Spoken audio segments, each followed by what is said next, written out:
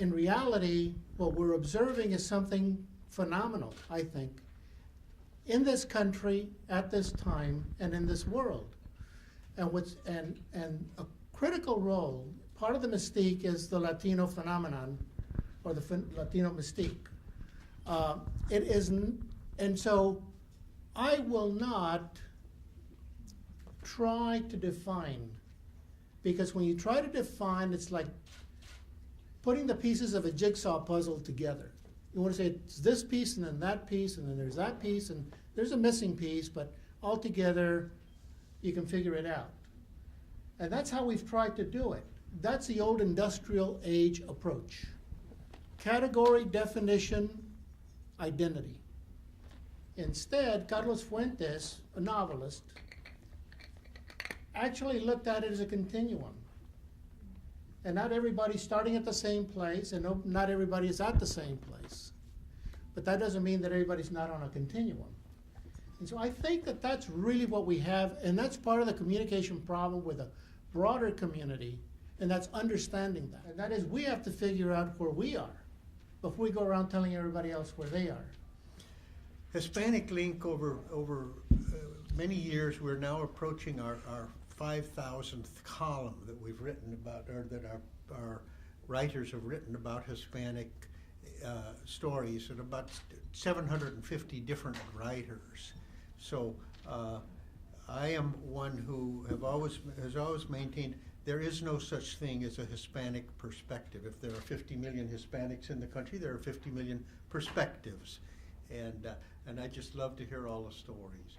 The only Latino reality I can really talk about is me, because that's the only one I really know. The other interesting factoid, and it'll be relevant in terms of how I see Latinos ascending and challenging in the United States, is the fact that I'm probably the best traveled kid to ever come out of any barrio in the United States. Literally. Ramon was a janitor with United Airlines. Maria Elena was a maid with Hyatt Regency Hotels. Free airline tickets, discounted hotel. Even though I grew up in front of the projects, I got to, as Shakespeare said, I had rich eyes and poor hands. And so I feel like I had a very privileged view of the world, and an absolute disrespect of borders, which I think are a fundamental issue in the definition of what Latino means. Because we're at a time, I think, where certain forces and certain interests in the United States want to define us in a border, and I'm not just talking about the wall, but in the symbol that and the reality that's behind the border. Because there's only a border for people, right? I do believe, in fact, that we are one of the great hopes of the United States right now, at this time of absolute crisis in the history of the United States and of the world, and that we carry a huge responsibility for that reason. As people that are essentially hemispheric and global in our essence. And my great hope and my great wish for change does not lie, and never lied, with Barack Obama. At all. Never. It was with us, with people first. And I think people were seduced and fooled, deceived and sidetracked from the absolute necessity of hoping in ourselves. It's not monolithic. It is diverse. Background informs my view of what it means to be an immigrant in the U.S. I feel that I am just as American as a blue-eyed, blonde person. We are not a burden to U.S. society. We carry the burden of, being the hope of, not only because we have a growing political cloud, but also because of contributions that we have made to the U.S. through all of its history. Some statistics. World, and welcome to it. We're not newcomers. Now, there is a birthday to celebrate. About 500 years ago, a people like us did not exist. Mestizos like myself did not exist. I mean, that's true. And even today, when we talk about Latinos, it is continuing a merger of people. It's built in. And understanding people are never fully formed. They're in the process of being something else. And alliances are formed that way, and old grievances are forgiven. And by the way, the world's being conquered through food. We see that dynamic all the time. You see the franchise is proof. So my point is that I want to stand that that question on its head and say it's the other way. Recognizing what took place is important. But I don't want to have the outsider identity or the newcomer identity. That, to me, puts me in a defensive position when in fact the contributions have already been made. I'm trying to figure out what's going on today and what the census is trying to find out about us. And